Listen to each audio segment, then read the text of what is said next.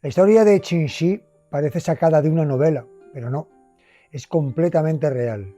Fue probablemente la pirata más poderosa de la historia y desdijo el trágico final que generalmente estaba destinado a esa gente de mar.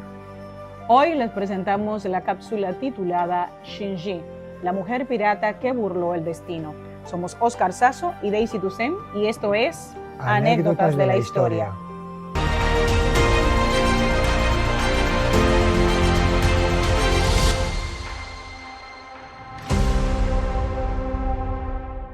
La piratería suele asociarse al mar Caribe y ciertamente ese mar azul, cálido e idílico durante muchos años fue profundamente violento.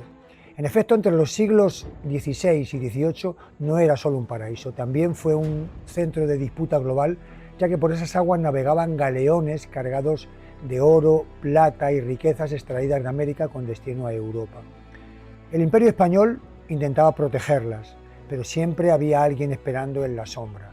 Hombres sin patria, sin ley y muchas veces sin otra opción: los piratas.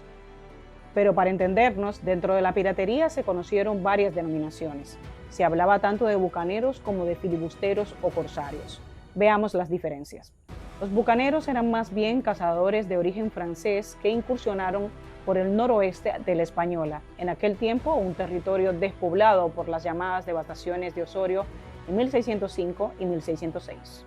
Estos aventureros cazaban, secaban, salaban y ahumaban carne para abastecer en la isla de la Tortuga a las tripulaciones de los barcos piratas que usaban ese puerto como cuartel de invierno. Les llamaban los hermanos de la costa. Pero ellos tampoco perdían la oportunidad de asaltar cualquier embarcación que encallara en las inmediaciones.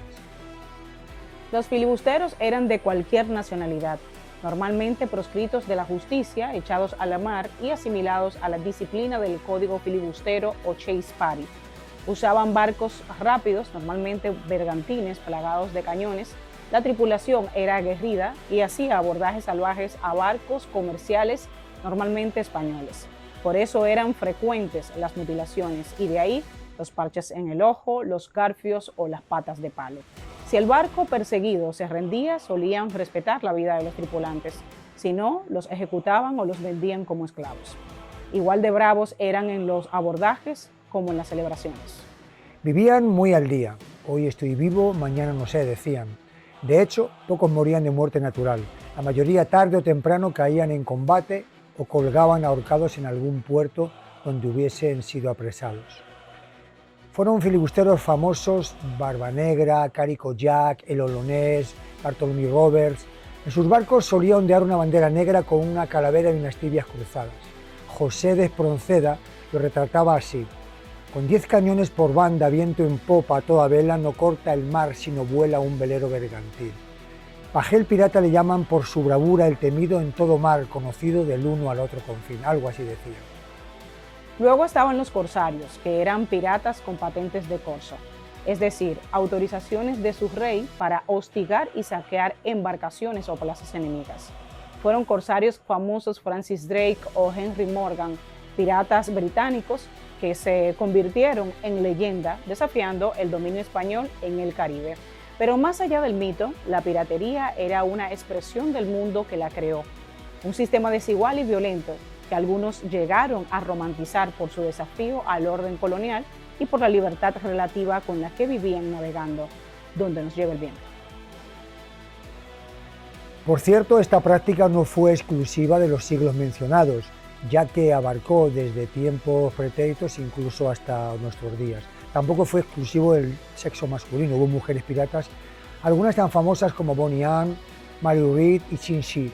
Muchas de estas historias se desarrollaron en el mencionado Mar Caribe, pero la piratería se practicó en otras latitudes como el Mar Mediterráneo o el Mar de China, donde otra historia aún más desafiante para el poder comenzaba a escribirse, porque en un mundo dominado por hombres, una mujer no solo incursionó en la piratería, la transformó. Su nombre fue Shinji, nació en el sur de China hacia 1775. A finales del siglo XVIII, ella sobrevivía en un mundo que no ofrecía opciones. Trabajaba en un burdel flotante en Cantón. Allí, entre humo, comercios y secretos, aprendió algo más valioso que el dinero. Esto fue la forma en cómo funcionaba el poder. Por aquel tiempo conoció al poderoso pirata Shen Ji, quien llegó a comandar una flota de más de 200 barcos y 20,000 hombres. La vida de esta singular mujer cambió cuando el temido pirata la pidió en matrimonio. Shen Ji aceptó casarse con él, pero puso condiciones. Quería participación en el mando y en las ganancias. No fue la esposa del jefe, desde el inicio fue su socia. Esa no fue solo una unión, fue una alianza en la que ella comandaba junto a él la famosa flota de la bandera roja. En 1807, Zheng Ji murió en un tifón. Como consecuencia, todos esperaban que ella desapareciera, pero hizo lo impensable. En un mundo controlado por hombres, ella se hizo respetar, consolidó alianzas y neutralizó rivales, se aseguró lealtades y tomó el control de la flota. Llegó a aglutinar más de 1.500 barcos, decenas de miles de hombres bajo su mando con la temida flota de la bandera roja. Ahora el mar tenía dueño. Pero su poder no era caos, sino orden. Tenía un código pirata más rígido que la mayoría de los ejércitos regulares, con reglas estrictas y castigos implacables. Por ejemplo, robar sin permiso provocaba castigo severo o muerte, y violación de prisioneras, ejecución. Administraba botines como si se tratara de un complejo sistema financiero. Todo lo robado se registraba, la mayor parte iba a un fondo común y la tripulación recibía escrupulosamente su porcentaje, que debía repartirse bajo normas claras.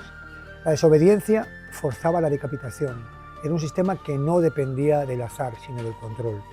Básicamente construyó una economía pirata organizada y no solo abordaba barcos, sino que establecía un sistema de tributos sobre poblaciones costeras. Controlaba rutas comerciales, tenía poder territorial desde el mar en una especie de estado paralelo en los mares del sur de China. Llegó a enfrentarse a la dinastía Qing, al imperio inglés y al portugués. Shen Ji nunca fue derrotada en combate, y cuando los imperios no pudieron vencerla, hicieron lo único que les quedaba: negociar. Entonces ella negoció su retiro, y en 1810, en lugar de ser capturada, trató directamente con el gobierno chino. Nada de persecuciones ni ejecuciones. Ella fue uno de los pocos piratas de la historia que no terminaron traicionados, muertos en combate o ejecutados. Entregó la flota a cambio de una amnistía total. Además, conservó sus riquezas y pudo retirarse tranquilamente. Tras esa etapa, abrió una casa de apuestas y vivió cómodamente, pasando de ser una temida pirata a una ciudadana respetable. En 1844 murió libre y rica. Shen Ji vivió como quiso y, llegado el momento, se retiró con riqueza, con poder y con su historia intacta. Porque no siempre la historia la escriben los vencedores, sino quienes simplemente nunca fueron derrotados, como es el caso de esta singular mujer, eje central de esta reivindicativa anécdota de la historia.